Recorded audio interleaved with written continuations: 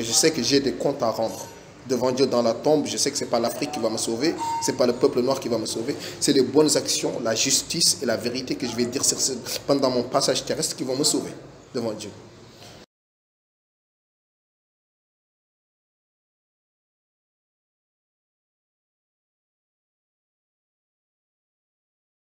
Et je suis vraiment content parce que ça fait longtemps que je n'ai pas vu un frère comme Soudan qui s'exprime comme Soudan Massina. Ça me fait plaisir. Mais est-ce que j'adhère à ses idées? Il y a des points où je suis d'accord avec lui, il y a des points où je ne suis pas d'accord avec lui.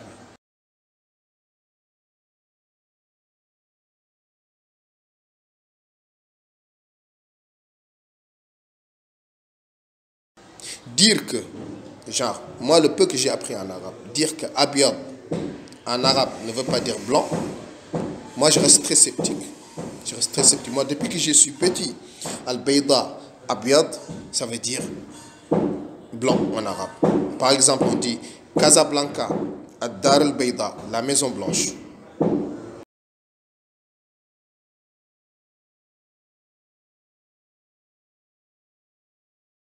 Le problème, c'est que le terme blanc a beaucoup de sens en arabe.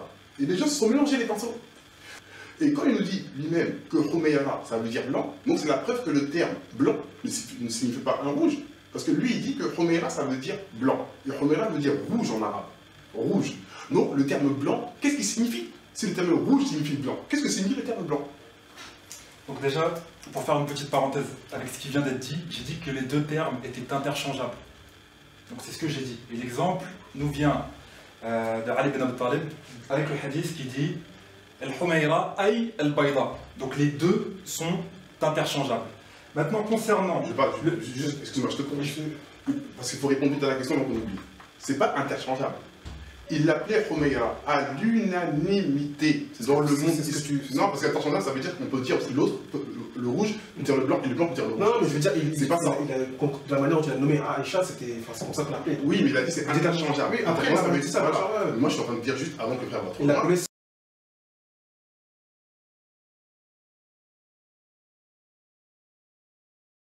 Qu'est-ce que le blanc?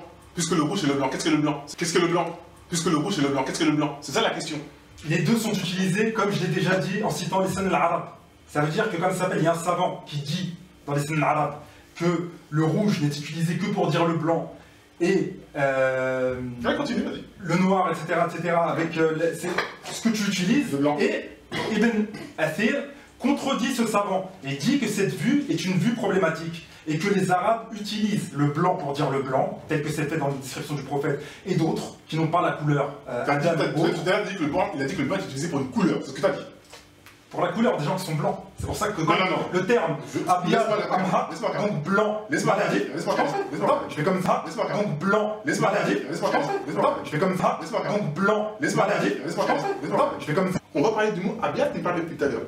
Il n'arrive pas à me dire, ce frère, que veut dire le mot Abyad. Parce qu'il a dit clairement que le rouge, chez les Arabes, désigne un blanc. Mais le mot blanc, c'est quoi chez les Arabes? Blanc. Dire que Abyad en arabe ne veut pas dire blanc, moi je reste très sceptique. Donc forcément, le mot Abyad ne renvoie pas forcément à du blanc. Maintenant, il n'arrive pas à nous dire depuis tout à l'heure. Il n'arrive pas à nous dire depuis tout à l'heure qu'est-ce que le mot blanc veut dire chez les Arabes. Il n'y arrive pas. Abyad, sur le terme qui vient, est-ce que Abyad renvoie au blanc ou pas? Il renvoie au blanc, bien sûr. Bien sûr. Le rouge renvoie à quoi?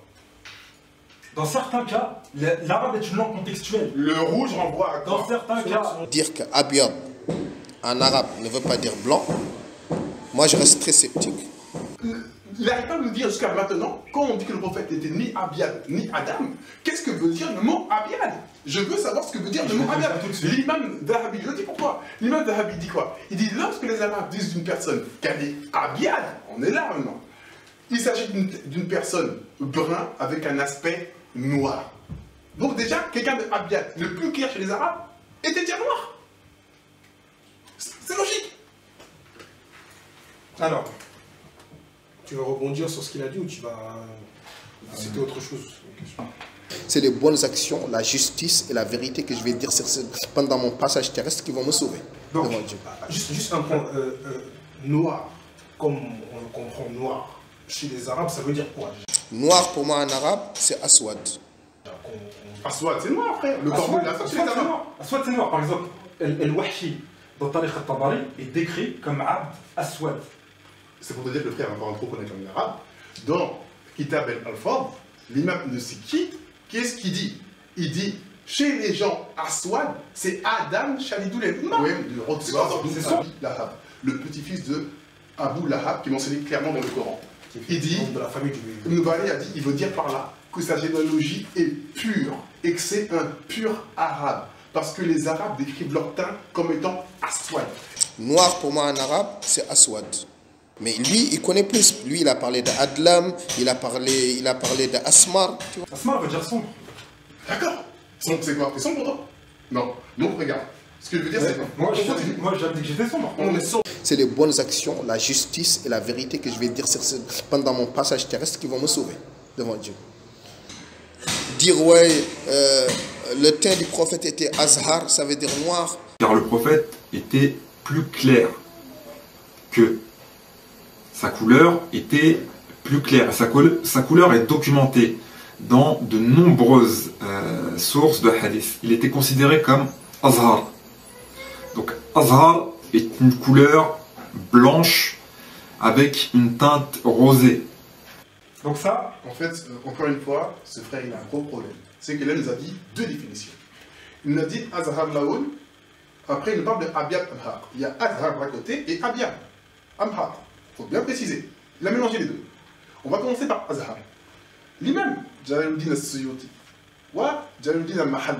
Excusez-moi, moi c'est. D'autres, que je peux citer tout de suite et que j'ai là, qu'est-ce qu'ils nous disent?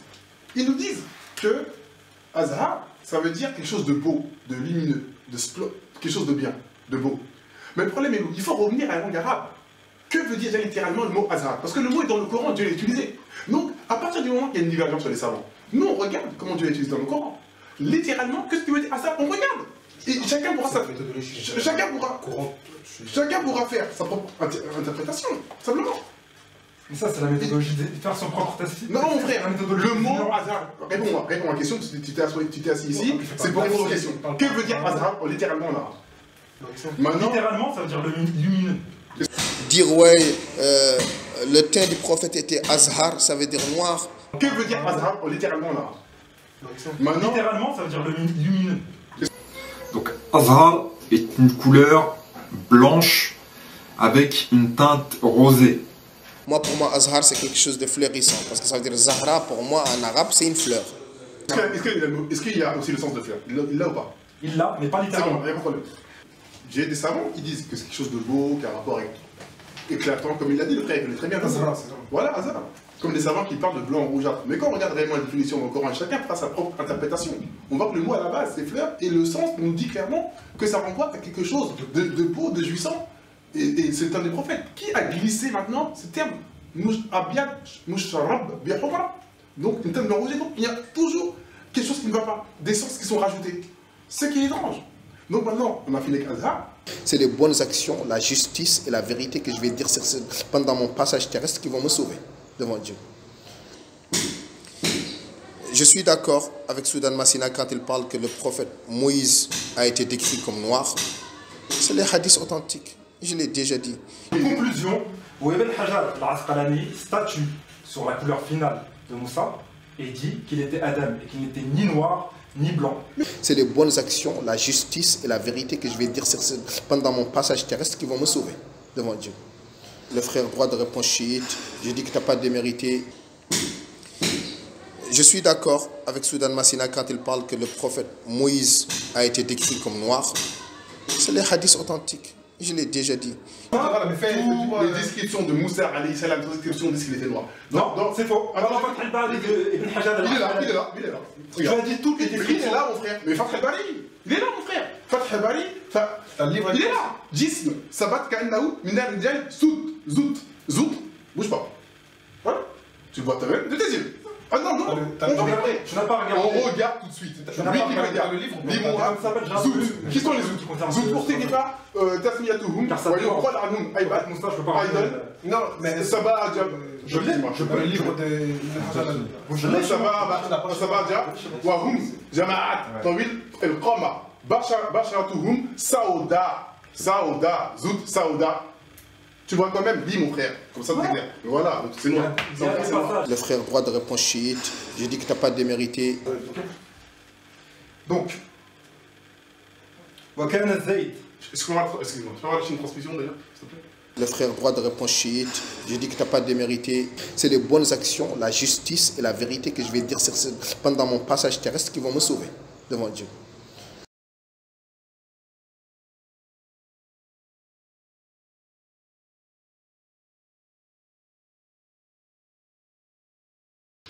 Le prophète cite les meilleurs des Noirs. Et il cite Luqman en premier, qui est un prophète envoyé de Dieu noir, et qui est un prophète noir, sur lequel il n'y a pas débat. Donc le prophète cite Luqman, et après cite Bilal ibn Rabah, sur lequel il n'y a pas débat. Donc, pourquoi Bilal n'est pas métis? Pourquoi Bilal n'est pas métis? Bon, le frère, c'est quand tu relèves une incohérence. Le frère, c'est quand tu relèves une incohérence. Il explique qu'on décrit Bilal comme étant vraiment noir, très foncé. Et on est c'est sa traduction, c'est sa traduction. J'ai dit que je n'étais pas d'accord avec ça. Non, c'est... Donc certains me diront les esclaves de l'époque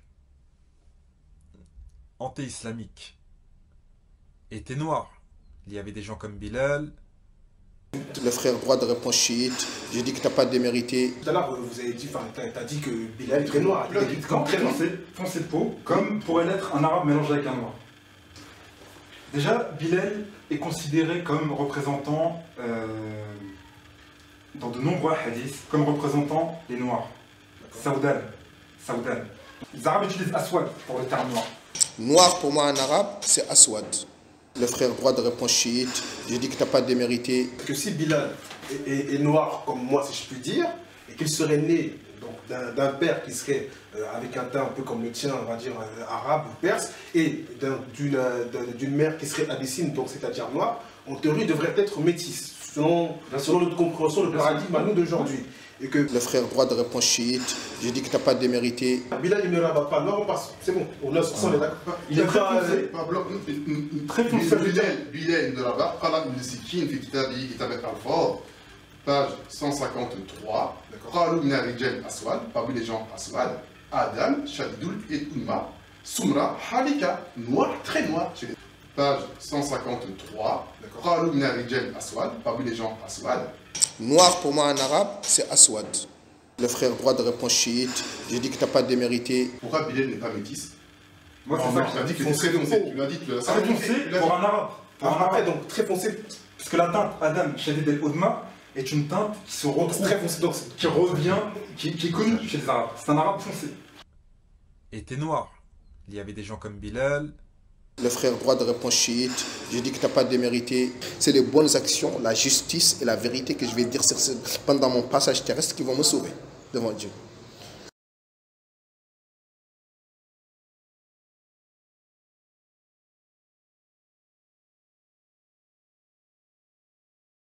C'est les bonnes actions, la justice et la vérité que je vais dire pendant mon passage terrestre qui vont me sauver devant Dieu.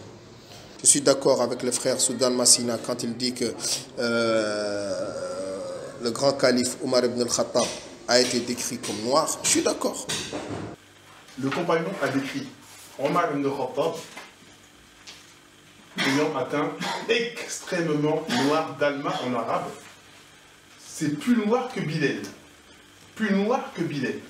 Il y a d'autres hadiths, comme j'expliquais tout à l'heure, par l'imam Dahabi qui authentifie, qui dit qu'il est Adam, mais ça va dans le même sens, c'est foncé. Le hadith, à la charte, Shaykhayn, il a les meilleures conditions. Je veux qu'il me dise comment Omar ibn Khattab il était. Avec la chaîne de transmission la plus fiable, on la vérifie tout de suite face à vous. Bismillah. Omar ibn Khattab était considéré comme Adam, c'est-à-dire foncé. Et d'après de nombreux passages, et d'après ce qui est connu, il était même plus foncé que Bilal. Je suis d'accord avec le frère Soudan Massina quand il dit que le grand calife Omar ibn al-Khattab a été décrit comme noir. Je suis d'accord. Ibn Athir, qui est salué comme le deuxième plus grand historien, a cité la personne la plus apte à donner une description de Ali ibn Abi Talib. Et il est Adam. Ibn Athir, dans le dictionnaire arabe de référence qu'a signé tout à l'heure, il dit que Adam, son terme, c'est Asmar Shadid. Mais Asmar Shadid, ça veut dire en arabe très noir. Je suis d'accord avec le frère Soudan Massina quand il dit que le grand calife Omar ibn al-Khattab a été décrit comme noir, je suis d'accord. A donné une description de Ali ibn Abi Talib. Et il est Adam. C'est les bonnes actions, la justice et la vérité que je vais dire pendant mon passage terrestre qui vont me sauver devant Dieu. Donc, je ne suis pas un messie, je ne suis pas là pour régler tous les problèmes de la communauté noire, je suis là pour participer à éclaircir.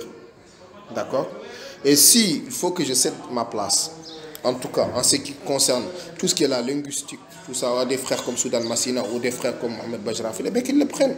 Qu'ils le prennent. Ça fait 2 ans qu'on leur demande de prendre cette place, de parler à notre place. Nous, si on parle, c'est par défaut.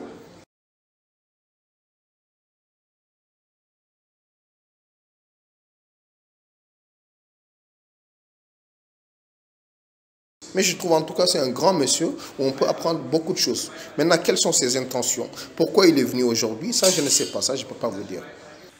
Depuis des siècles, il est véhiculé par la télé ou dans les journaux. Ces gens-là sont de couleur blanche. Mais est-ce que cette réalité est au sein de nos textes islamiques parmi les plus véridiques, selon leur description physique? Ou est-ce qu'il y a eu des manipulations? Donc nous, on va essayer, en tout cas moi, je vais essayer d'éclaircir tout cela avec les hadiths les plus véridiques sur leur description physique et la langue arabe de base.